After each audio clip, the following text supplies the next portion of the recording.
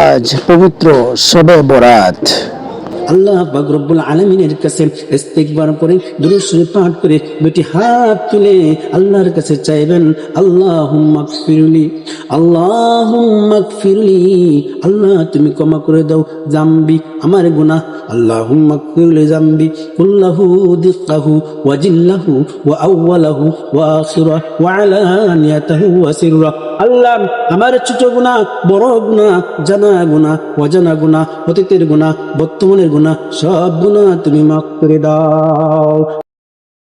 আসসালামু আলাইকুম ওয়া রাহমাতুল্লাহি ওয়া বারাকাতুহু। দিনী ভাই ও বোনেরা, দেখতে দেখতে চলে আসছে শবে বরাত। শবে বরাত কবে, কখন এবং শবে বরাতের আমল, নামাজ, রোজা কয়টি, কত তারিখে শবে বরাত, ইংরেজি মাস এবং আরবি মাসের কত তারিখে হবে, চলুন আজকে আমরা সেটা জেনে নিই। খুবই গুরুত্বপূর্ণ ভিডিওটি আজকে আপনারা সবাই প্রথম থেকে শেষ পর্যন্ত দেখবেন, কেউ স্কিপ করবেন না। শবে বরাত খুব গুরুত্বপূর্ণ একটি রাত। এই রাত নিসফু শাবান, আল্লাহ রাসূল বলেছেন এই রাত্রে যদি কোনো ব্যক্তি ইবাদত করে তার সমস্ত জিন্দেগীর গুনাহ আল্লাহ পাক রব্বুল আলামিন মাফ করে দিবেন। চলুন সেই রাত্রির বিষয়ে কত তারিখে হবে এবং এই রাত্রির কি ফজিলত, এই রাত্রিতে কি কি আমল করব, নামাজ কত রাকাত পড়ব এবং রোজা কয়টি করব, শবে বরাতের নামাজ কয় রাকাত এবং সেই রাতে কি কি ফজিলত রয়েছে, সম্পূর্ণ বিস্তারিত চলুন। নবী করিম সাল্লাল্লাহু আলাইহি ওয়াসাল্লাম শাবান মাসের 15 তারিখের রাত্রে, 14 তারিখের দিবাগত রাত্রে আল্লাহ পাক রব্বুল আলামিন প্রথম আসমানে চলে আসেন। আমাদের যে মাথার উপরে যে আসমান, সেই আসমানে চলে আসেন। আল্লাহ পাক রব্বুল আলামিন ওই আসমানে এসে সব বান্দা বান্দীদেরকে ডেকে ডেকে বলে, ও দুনিয়ার মুসলমান ইমানদার আল্লাহর গোলাম, তোমাদের কি প্রয়োজন, কি হাজত, যার যেটা প্রয়োজন আমি আল্লাহর কাছে চাও, আমি তোমাদের চাওয়া পূরণ করে দেব। নবী করিম সাল্লাল্লাহু আলাইহি ওয়াসাল্লাম বলেন, আল্লাহ পাক রব্বুল আলামিন প্রথম আসমানে এসে সবাইকে ডেকে ডেকে বলে, ও দুনিয়ার মুসলমান ইমানদার আল্লাহর গোলামেরা, তোমরা যারা অসুস্থ আছো আমি আল্লাহর কাছে চাও, আমি আল্লাহ তোমাদেরকে সুস্থ করে দেব। ও দুনিয়ার মুসলমান ইমানদার আল্লাহর গোলাম, দুনিয়ার মধ্যে কে তোমরা ঋণগ্রস্ত আছো, আমি আল্লাহর কাছে চাও, আমি তোমার ঋণকে পরিশোধ করে দেব। আল্লাহু আকবার। আল্লাহ পাক রব্বুল আলামিন ডাক দিয়ে বলে, ও দুনিয়ার মুসলমান ইমানদার আল্লাহর গোলাম, দুনিয়ার মধ্যে এমন কে আছো যে বিপদগ্রস্ত মধ্যে পড়ে রয়েছো, আমি আল্লাহর কাছে চাও, আজকে আমি তোমার সব বিপদগ্রস্ত থেকে হেফাজত করব, হটিয়ে দেব। ও দুনিয়ার মুসলমান ইমানদার আল্লাহর গোলাম, জমিনের মধ্যে এমন কে আছো যে পাপ করেছো, এমন পাপ করেছো কাউকে দেখানোর মতো নয়, কাউকে শোনানোর মতো নয়, কেউ জানলে সেটা লজ্জিত হয়ে যায়, বা কাউকে তুমি দেখাইতেও পারো নাই, বলতেও পারো নাই। আজকে তুমি আমি আল্লাহর কাছে চাও, তোমার জীবনের গুনাহগুলি আমি ক্ষমা করে দেব। তোমার গুনাহ যদি পাহাড় সমতুল্য হয়, ফেনা পরিমাণ সমতুল্য হয়, দুনিয়ার চেয়েও বেশি গুনাহ হয়, আমি আল্লাহর কাছে আজকে চাও, আমি আল্লাহ পাক রব্বুল আলামিন তোমাকে সেই গুনাহ ক্ষমা করে দেব। আল্লাহু আকবার।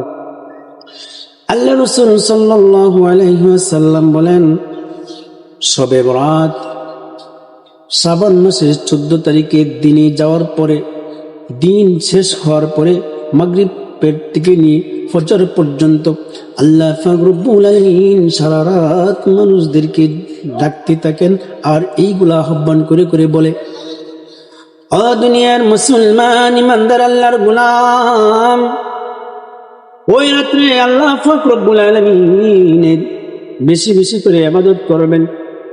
ওই রাত্রিতে আল্লাহ পাক রব্বুল আলামিন প্রত্যেকের মনের আশা বাসনা কবুল করে নেবেন। আল্লাহ রাসূল সাল্লাল্লাহু আলাইহি ওয়াসাল্লাম বলেন, ওই রাত্রিতে মানুষের হায়াত এবং জন্ম এবং রিজিক বন্টন করে দেওয়া হয়।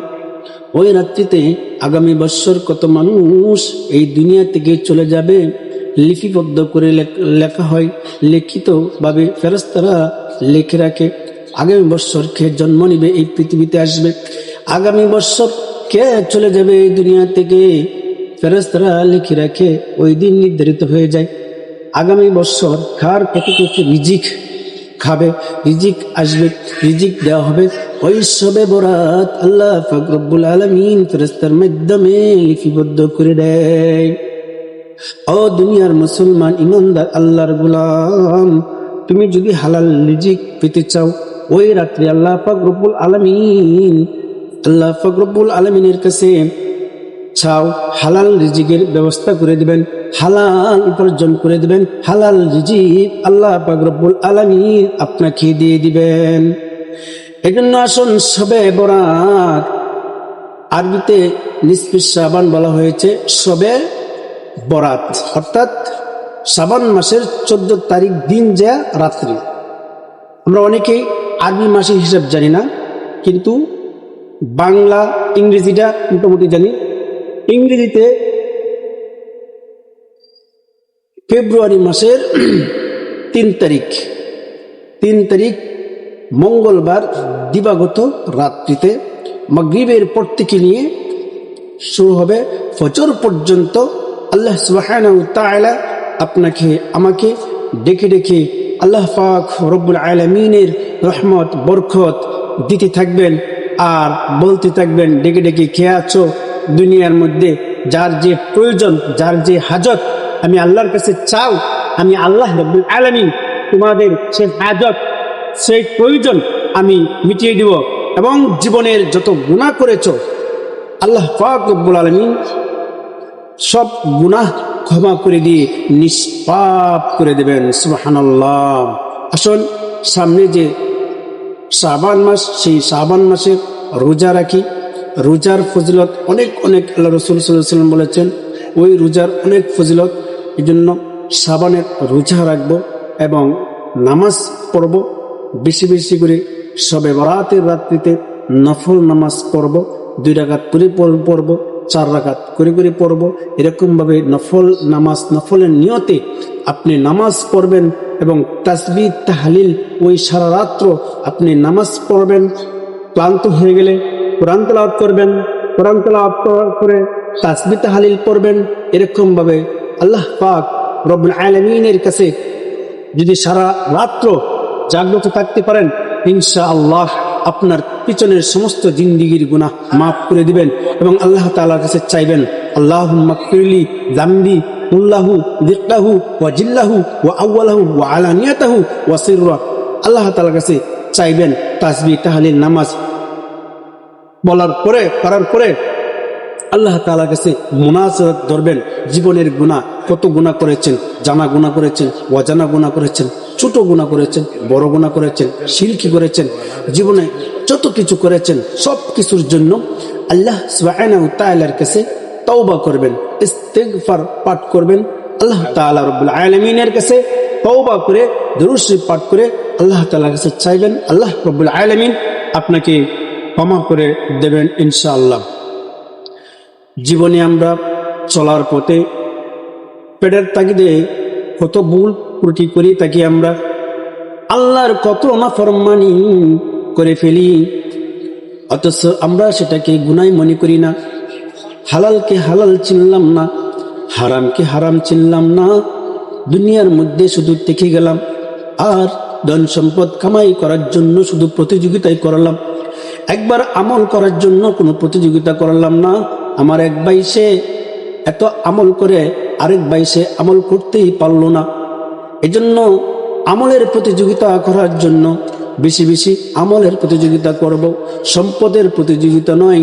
সম্পদ তোমার সঙ্গে কোনোদিন যাবে না, কেউ নিতে পারেও নাই। রাজা বাদশারাও আসছিল এই দুনিয়াতে, তাদের ধন সম্পদ কেউ নিয়ে যাইতে পারে নাই।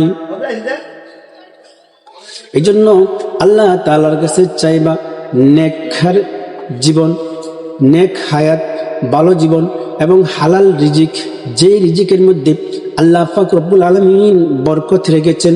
আল্লাহ পাক রব্বুল আলামিনের এই জমিনের মধ্যে আমরা নাফরমানি করেছি, এই নাফরমান হাতের দ্বারা করেছি, কানের দ্বারা করেছি, চোখের দ্বারা করেছি, এই মুখের দ্বারা কত মিথ্যা কথা বলেছি, কত গীবত করেছি।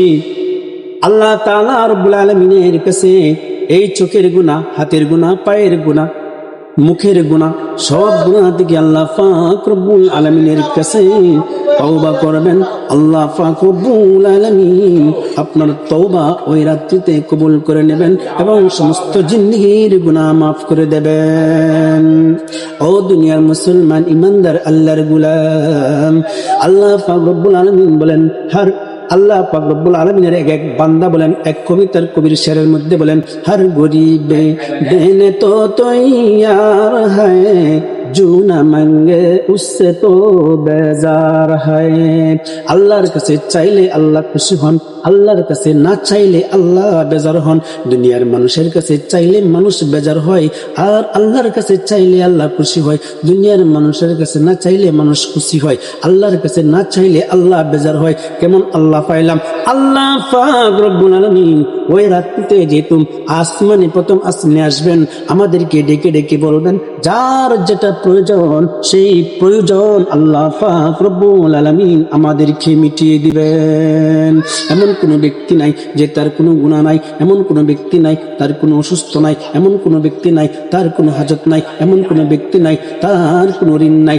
যার যেটা প্রয়োজন প্রত্যেকেই সবে বরাতের রাত্রিতে আল্লাহ পাক রব্বুল আলামিনের কাছে ইস্তিগফার করে, দুরূদ শরীফ পাঠ করে, দুটি হাত তুলে আল্লাহর কাছে চাইবেন, আল্লাহুম্মা গফিরলি, আল্লাহুম্মা গফিরলি, আল্লাহ তুমি ক্ষমা করে দাও জামবি, আমার গুনাহ। আল্লাহুম্মা গফিরলি জামবি কুল্লাহু দিক্কাহু ওয়া জিল্লাহু ওয়া আউওয়ালাহু ওয়া আখিরাহু ওয়া আলানিয়াতাহু ওয়া সিররাহু। আল্লাহ আমার ছোট গুনাহ, বড় গুনাহ, জানা গুনাহ, অজানা গুনাহ, অতীতের গুনাহ, বর্তমানের গুনাহ, সব গুনাহ তুমি মাফ করে দাও। যখন এই দোয়াটি আপনি পড়বেন, আল্লাহ তাআলা আপনার সমস্ত জিন্দেগীর গুনাহ মাফ করে দেবেন।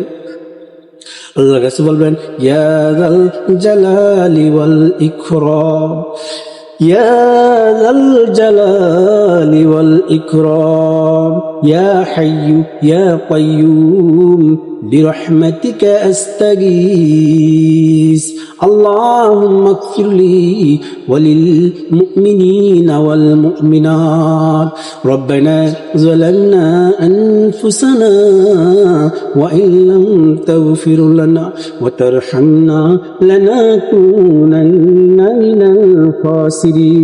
الخاسرين اللهم حاسبني حسابا يسيرا اللهم أنت السلام ومنك السلام تباركت يا ذا الجلال والإكرام اللهم أنت ربي لا إله إلا أنت خلقتني وأنا عبدك وأنا على عهدك ووعدك ما استطعت أعوذ بالله من شر ما صنعت أبوء لك بنعمتك علي وأبوء بذنبي فاغفرني فإنه لا يغفر الذنوب إلا أنت اللهم اغفر لي وللمؤمنين والمؤمنات ربنا اغفر لي ولوالدي وللمؤمنين يوم يقوم الحساب ربنا ظلمنا أنفسنا وإن لم تغفر لنا